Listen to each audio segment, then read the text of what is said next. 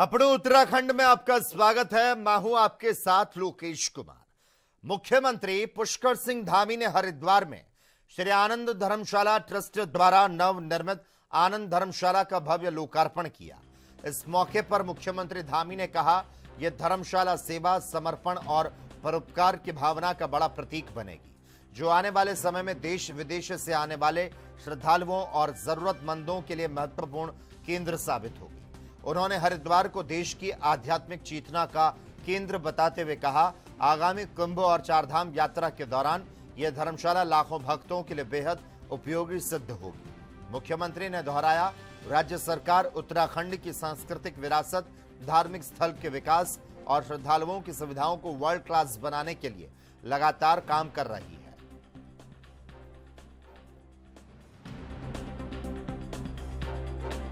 पुनर्निर्माण का किया जा रहा है।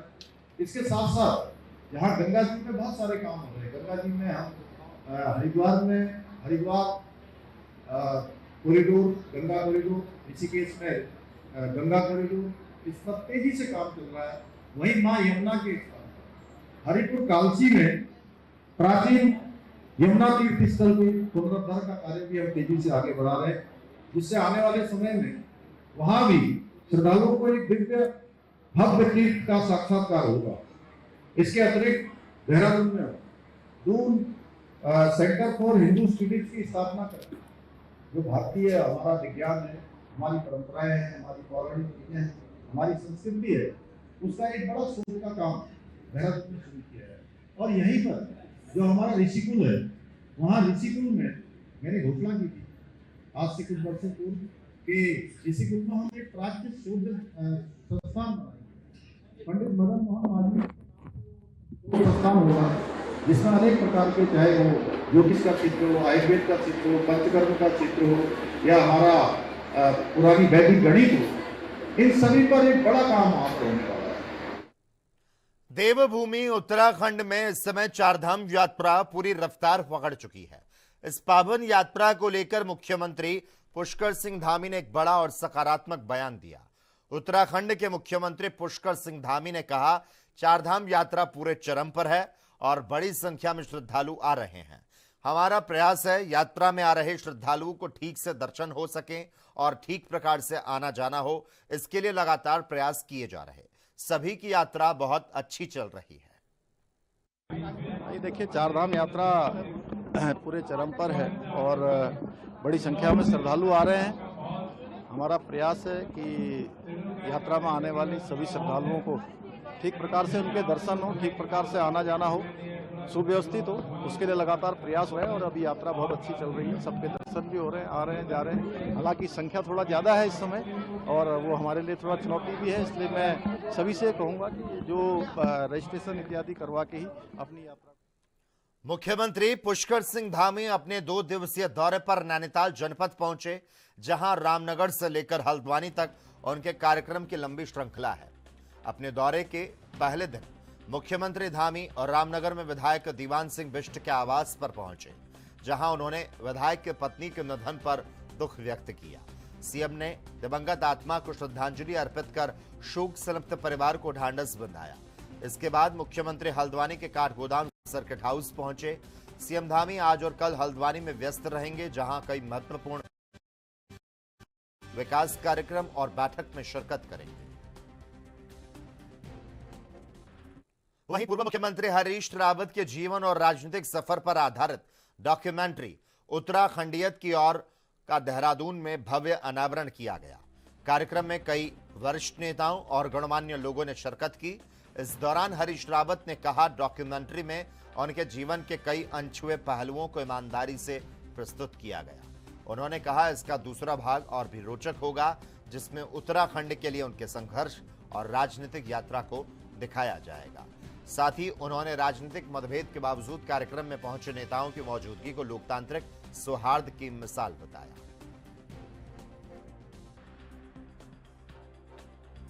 महत्वपूर्ण बात कही। मैंने कहा कि कुछ चीजें अधूरी रह गई, उसको मैं अपनी छाती में लेकर के जाऊंगा, और उन्होंने कहा नहीं, हमको उसको पूरा करना है।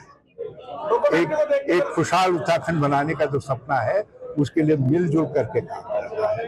कौन कौन मुख्यमंत्री होता है, कौन किसके हाथ में कमान होती है, वो महत्वपूर्ण नहीं है। महत्वपूर्ण यह है कि उसके लिए मिलजुल करके हम किस तरीके से भावना बनाते हैं।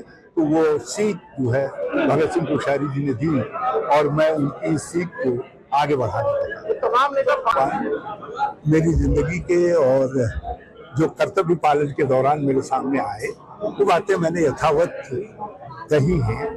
और जिन्होंने डॉक्यूमेंट्री बनाई है, उन्होंने जो सवाल प्लेस किए, मैं उनको बहुत बधाई देना चाहता हूँ, क्योंकि बहुत सारी चीजें जो मेरे साथ ही चली जाती वो भी उन्होंने मुझसे उगलवा दिए। और बल्कि जो इसका पार्ट 2 है वो और बड़ा और दिलचस्प है, क्योंकि उसमें संघर्ष के उन सब सोपानों का जिक्र है, किस तरीके से हमने लड़ाई को लड़ने का काम किया और लड़ाई को आगे बढ़ाने का काम किया। और हमने उत्तराखंडियत और कांग्रेसियत दोनों का किस तरीके से समावेश करने का काम किया, वो सब पार्ट में है। और मैं बहुत आभारी हूँ दोनों लोगों का, काशी सिंह हैरी जी का भी।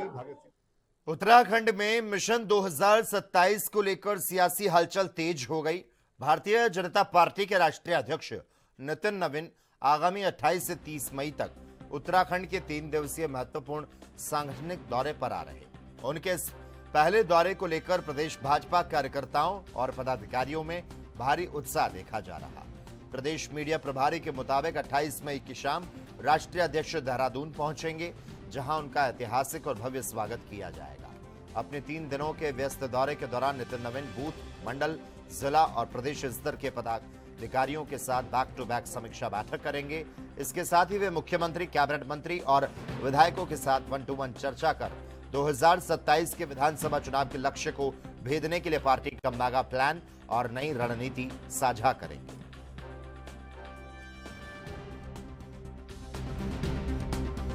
हमारे भारतीय जनता पार्टी के आदरणीय राष्ट्रीय अध्यक्ष नितिन नवीन जी 28 मई को उत्तराखंड दौरे पर 3 दिवसीय दौरे पर आने वाले हैं।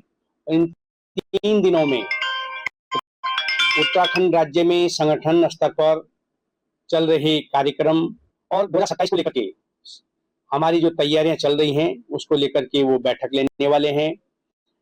28 मई से और 30 मई तक विभिन्न प्रकार की बैठकें वो संगठन स्तर पर लेने वाले हैं। इसमें बूथ स्तर से लेकर के मंडल और जिला और प्रदेश स्तर की विभिन्न प्रकार की बैठकें वो लेने वाले हैं। इसमें हमारे वरिष्ठ नेताओं के साथ पूर्ण रूप की बैठक होगी। इसके साथ ही प्रदेश पदाधिकारियों, जिलों के प्रभारी, सह प्रभारी और जिलाध्यक्षों के साथ भी उनकी बैठक होने वाली है। और 2027 को लेकर के क्या क्या हमारी प्रदेश स्तर पर तैयारी चल रही है और 2027 में भारतीय जनता पार्टी की हैट्रिक लगे, इसको लेकर के वो भी जीत का मंत्र देने वाले हैं। राष्ट्रीय अध्यक्ष जी का दौरा लगभग 28, 29, 30 3 दिन का दौरा उत्तराखंड में है और देहरादून वो आएंगे। और संगठन को और मजबूत करने के लिए उन्होंने सभी जितने हमारे अध्यक्ष हैं, जितने हमारे पहले भी मंडल अध्यक्ष और जिला अध्यक्षों से बातचीत करी थी ऑडियो ब्रिज के जरिए, और उन्होंने यही सबसे कहा था, निवेदन भी किया और उनसे कहा कि आपको संगठन मजबूती के लिए भी निरंतर बैठकें करनी है, हर एक अंतराल पे, हर महीने करनी है और ऐसे करनी है। तो आपको मंडल की बैठक करनी है, आपको जिले की बैठक करनी है, उसको हम संगठनात्मक बैठक कहेंगे। ताकि हम जब बैठकें करते हैं तो ज्यादातर उनकी कोशिश हमारी रहती है कि हम कैसे हमारा जो आने वाला कार्यक्रम है उसकी तैयारी के लिए हम बैठक करते हैं कि कार्यक्रम है उसकी व्यवस्था क्या होगी, कैसे होगी। लेकिन संगठन हम कहाँ खड़े हैं, कहाँ कमजोर है, उसके लिए भी हम लगातार बैठक करें। ये आह्वान हमारे राष्ट्रीय अध्यक्ष जी ने किया और सभी लोग ने उसी प्रकार से अपनी सभी जिलों में और मंडलों में। मध्य प्रदेश के कैबिनेट मंत्री कैलाश विजयवर्गीय ने वंदे मातरम को लेकर बड़ा बयान दिया। विजयवर्गीय ने साफ शब्दों में कहा कि वंदे मातरम पूरे देश में अनिवार्य है, लेकिन ममता बनर्जी की तुष्टीकरण की राजनीति के कारण पश्चिम बंगाल में हमेशा इसका अपमान होता रहा। इसके साथ ही उन्होंने पश्चिम बंगाल के मुख्यमंत्री शुभेंदु अधिकारी का आभार जताया। विजयवर्गीय ने कहा, मैं शुभेंदु अधिकारी को धन्यवाद देना चाहता हूं जिन्होंने बंगाल में वंदे मातरम को अनिवार्य करने का ऐतिहासिक कदम उठाया। ऐसा है कि वैसे ही सारे देश में अनिवार्य है, किंतु ममता जी की तुष्टीकरण की नीति के कारण बंगाल के अंदर वंदे मातरम का अपमान होता था। मैं पश्चिम बंगाल के मुख्यमंत्री शुभेंदु जी को धन्यवाद देना चाहता हूं कि उन्होंने वंदे मातरम अब फिर से सारे विद्यालयों में, मदरसों में हो, इसका प्रयास किया। मेरी ओर से बहुत बहुत बधाई और शुक्रिया। चारधाम यात्रा के दौरान व्यवस्थाओं को लेकर कांग्रेस ने धामी सरकार पर सवाल खड़े किए। कांग्रेस नेताओं का आरोप है यात्रा मार्ग पर कुप्रबंधन और अव्यवस्था के चलते श्रद्धालुओं को भारी परेशानियों का सामना करना पड़ रहा। प्रदेश महामंत्री नवीन जोशी ने कहा, सरकार सिर्फ दिखावे में व्यस्त है, जबकि स्वास्थ्य सुविधाएं और मूलभूत व्यवस्थाएं कमजोर बनी हुई है। उन्होंने वीआईपी दर्शन व्यवस्था पर सवाल उठाते हुए इसे आम श्रद्धालुओं के साथ अन्याय बताया। यात्रा चल चुकी है, पूरे विश्व प्रसिद्ध यात्रा है, लोगों की आस्था का केंद्र है हमारा बद्रीनाथ, केदारनाथ, यमुनोत्री, चारों लोग यहाँ पे जाते हैं। और जिस प्रकार से अव्यवस्थाओं की वीडियो सोशल मीडिया में चल रही है, उससे काफी चिंता का विषय है। सरकार ने इसको गंभीरता से नहीं लिया, क्योंकि पूरे प्रदेश में यात्रा हर साल चलती है। उसमें यात्रियों को जो असुविधा हो रही है उसको सरकार को देखना चाहिए था। ट्रांसपोर्टेशन की वहाँ पे लोगों को प्रॉब्लम हो रही है, रहने के लिए लोगों को वहाँ दिक्कतें हो रही है। सड़कें जो ऑल वेदर की आप बात करते हैं, कई जगह सड़कें टूटी पड़ी हुई है, सरकार ने उसका रखरखाव नहीं किया। और कई गाड़ियां ऐसी देखेगी जिसमें ओवरलोडिंग हो रही है, 10-10, 20-20 लोग एक गाड़ियों में बैठ के जा रहे हैं। सरकार और परिवहन विभाग बिल्कुल भी उसके लिए सचेत नहीं है। जब लोग उसमें ज्यादा बैठेंगे तो दुर्घटनाएं भी बढ़ेंगी, सरकार को उसको भी देखना चाहिए। और जो कमियां हैं, सरकार को अभी भी समय रहते उसको दूर करना चाहिए। यात्रा सीजन अभी शुरू हुआ है, उसके बाद अभी बरसात का सीजन है, उसमें दुनिया भर की आपदाएं प्रदेश के अंदर आती है। ऐसा कोई घटना ना हो जाए जिसको हमको बाद में पछताना। उत्तराखंड में सार्वजनिक स्थल और सड़कों पर धार्मिक गतिविधियों को लेकर खबर। मुख्यमंत्री पुष्कर सिंह धामी ने सार्वजनिक सड़कों पर नमाज पढ़े जाने को लेकर बेहद ही सख्त रुख अपनाया। मुख्यमंत्री ने दो टूक शब्दों में स्पष्ट कर दिया, देवभूमि उत्तराखंड में किसी भी कीमत पर सड़कों पर नमाज पढ़ने की अनुमति नहीं दी जाएगी, क्योंकि देश में कानून और व्यवस्था से ऊपर कोई नहीं। मुख्यमंत्री के इस कड़े फैसले का उत्तराखंड वक्फ बोर्ड ने खुलकर स्वागत किया। वक्फ बोर्ड के अध्यक्ष शादाब शम्स ने सीएम के बयान का समर्थन करते हुए कहा, इबादत के अपने कड़े नियम और तरीके होते हैं, किसी की भी इबादत से आम जनता या राहगीरों को कोई परेशानी नहीं होनी चाहिए। शम्स ने साफ किया, वक्फ बोर्ड मुख्यमंत्री के अनुशासन और कानून व्यवस्था बनाए रखने वाले फैसले के साथ मजबूती के साथ खड़ा है।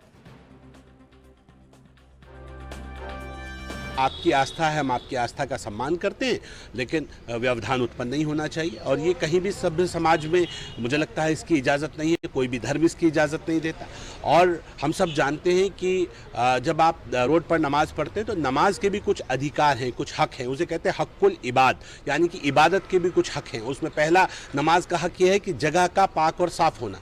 तो पहले तो जगह साफ़ होगी, पाक होगी, तो आपकी नमाज होगी। आप पढ़ेंगे भी तो नमाज भी नहीं होगी। तो अब आप रोड पर नमाज पढ़ रहे हैं, तो अब रोड पर नमाज पढ़ रहे हैं, रोड के ऊपर तो गाड़ी चलती है, गाड़ी किसी जानवर को पीस के आगे आ जाती है, उसके टायरों पे उसका ब्लड लगा होता है, खून लगा होता है, तो रोड पाक होता ही नहीं है। रोड नापाक होता है तो उस पर नमाज पढ़ के ना आपकी इबादत कबूल होनी है और एक फसाद अलग से खड़ा हो जाना है, तो उससे बचना है। दूसरा, हम ये मानते हैं कि हम सब जानते हैं अगर आप रोड ब्लॉक करते हैं तो कई बार एम्बुलेंस आ रही होती है, उसके अंदर कोई हार्ट पेशेंट। उत्तराखंड की खबरों का सिलसिला लगातार जारी रहेगा। वक्त एक छोटे से ब्रेक का है, जल्द हाजिर होते हैं।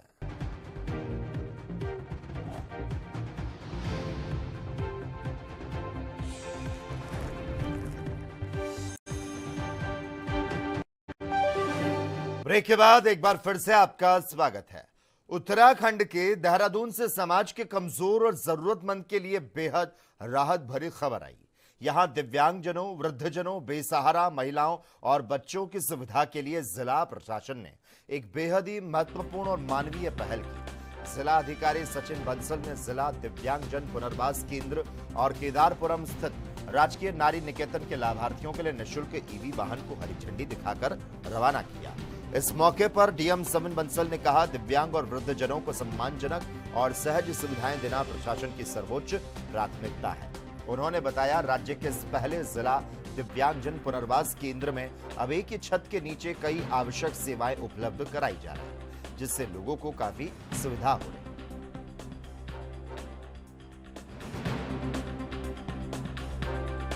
देखिए, हमारा गत वर्ष कोरोनेशन हॉस्पिटल में गांधी शताब्दी ब्रांच में DDRC सेंटर शुरू किया गया था मॉडर्न फॉर्म में।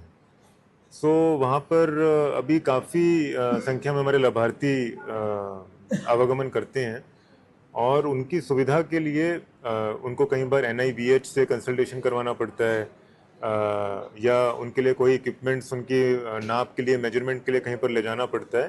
तो डेडिकेटेड वाहन अभी उनके निवर्तन पर हो गया है और जैसे हमारा एनवायरनमेंट फ्रेंडली, फ्यूल एफिशिएंट हमारा जो संकल्प चल रहा है, उस दिशा में EV वाहन ही उनको दिया गया है।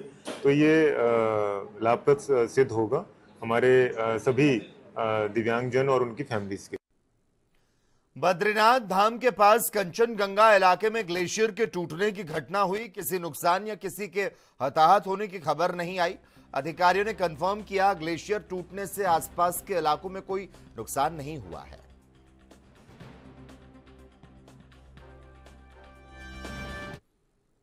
देश और प्रदेश में लगातार बढ़ रही भीषण गर्मी और हीटवेव के खतरे को देखते हुए स्वास्थ्य विभाग पूरी तरह से अलर्ट मोड पर आ गया। इस गंभीर स्थिति से निपटने के लिए स्वास्थ्य महानिदेशक डॉक्टर सुनीता टम्टा ने प्रदेश के सभी जिलों के लिए विस्तृत हेल्थ एडवाइजरी जारी कर दी। महानिदेशक ने सख्त निर्देश दिए, प्रत्येक सरकारी चिकित्सा इकाई में विशेष हीट स्ट्रोक रूम तैयार किए जाएं। इन कमरों में लू की चपेट में आए मरीजों के इलाज के लिए ice pack, ORS, IV fluid, जरूरी दवाइयां, क्रिटिकल मरीज के लिए वेंटिलेटर जैसी सभी आपातकालीन सुविधाएं 24 घंटे उपलब्ध रहेंगी ताकि मरीजों को तुरंत और सही उपचार मिल सके। देखिए, जैसा आपने देखा होगा कि गर्मी अचानक ही बढ़ी हुई है और आगे भी संभावना है कि गर्मी बढ़ेगी, तो उसके रिगार्डिंग हमारा हीट स्ट्रोक रूम हम लोग ने हर चिकित्सा इकाई में बनाने के निर्देश दिए हैं। और साथ ही जैसे कि आइस है या IV फ्लूइड्स हैं कोल्ड, और दूसरी दवाइयाँ हैं, और दूसरा जो है ये ORS सॉल्यूशन है, और वेंटिलेटेड रूम है। तो ये सारे पर्याप्त मात्रा में रहे उनके वहाँ, तो ऐसे हमारे एक तरह से एडवाइजरी जा चुकी है। हाँ, साथ ही देखिए जो हमारे IC मटेरियल है जो कि हम लोग प्रचार प्रसार वाला, वो भी हमारा गाइडलाइन जा चुकी है प्रचार प्रसार की जिलों में, और जो कि हमारा NHM से चलता है प्रोग्राम, तो ये भी हमारे जा चुकी है प्रचार। देश में पड़ रही भीषण गर्मी और रिकॉर्ड तोड़ हीटवेव के बीच उत्तराखंड के जसपुर से पानी की भारी किल्लत की खबर आई। जसपुर क्षेत्र में गहराए जल संकट को देखते हुए जल संस्थान ने आम जनता से पानी की एक एक बूंद बचाने की भावुक अपील की। जल संस्थान के जूनियर इंजीनियर कमल किशोर टम्टा ने साफ कहा, इस कठिन समय में जल संचय, जीवन संचय के संदेश को अपनी आदत में ढालना बेहद जरूरी हो गया है।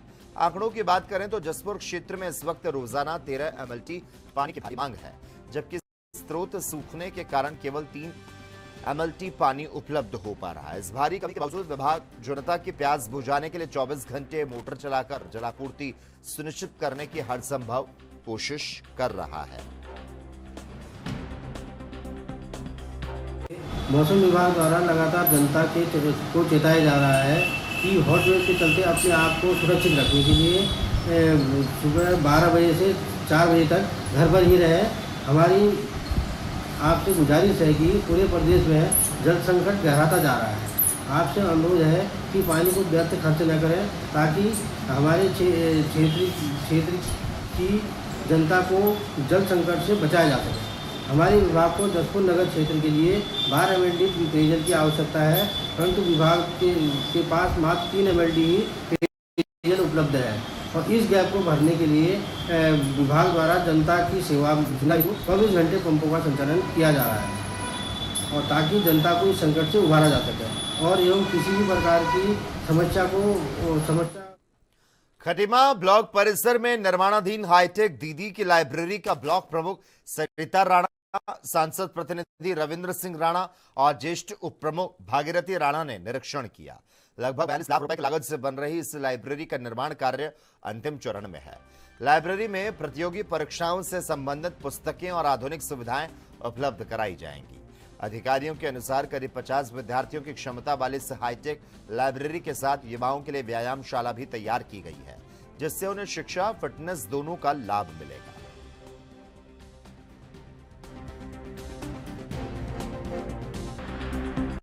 दरअसल में जैसे देवभूमि उत्तराखंड माननीय मुख्यमंत्री पुष्कर सिंह धामी जी के नेतृत्व में लगातार मतलब विकास के पथ पर आगे बढ़ रहा है, उसी क्रम में खटीमा में हमने यहाँ पर हमारा जो लाइब्रेरी है, यहाँ पर हमारे जो बच्चे हैं वो यहाँ पे आके हर तरह की शिक्षा ले सकते हैं, हमारे जो युवा बच्चे हैं। और साथ ही में हमने यहाँ पर व्यायामशाला भी खोल रखी है, मतलब और मुख्यमंत्री जी का निर्देश प्राप्त है तो यहाँ पर बच्चे आए अपना पढ़ाई भी करें और उसके साथ साथ अपना शारीरिक फिटनेस भी ठीक करें, क्योंकि युवा ही हमारे देश का भविष्य हैं। इसमें 50 बच्चों की कैपेसिटी है, एक साथ हमारे एक बैच में 50 बच्चे। हमारे यहाँ पुस्तकें सिविल सर्विस से लेके हर तरह की पुस्तकें हैं यहाँ पर उपलब्ध कराई जा रही हैं। व्यायामशाला में ऐसे करीब 10-15 बच्चों की। ये दीदी की लाइब्रेरी हमारी हाईटेक लाइब्रेरी है। इसमें हमारे 48 बच्चों के बैठने का प्रावधान है और इसमें हमारा जो एस्टीमेट कॉस्ट था 42 लाख का, जिसमें 10 लाख रुपए हमें वित्त आयोग से मिले हैं, 15 लाख रुपए CSR फंड से मिले हैं और 20 लाख रुपए नीति आयोग से मिले हैं। टोटल हमारा 42 लाख का इसका लागत है। इससे UPSC, IAS या जो लोकल हमारे एग्ज़ाम होते हैं उनके लिए उत्तराखंड सरकार की जो भी कोचिंग होगी उसके लिए ये लाइब्रेरी के लिए इंशाल्लाह हमारा अलग से है, वो युवा कल्याण विभाग की तरफ। और इसी के साथ ही अपड़ू उत्तराखंड में बस इतना ही। देश और दुनिया की तमाम अहम खबरों को देखने के लिए जुड़े रहिए ANB न्यूज नेशनल के साथ।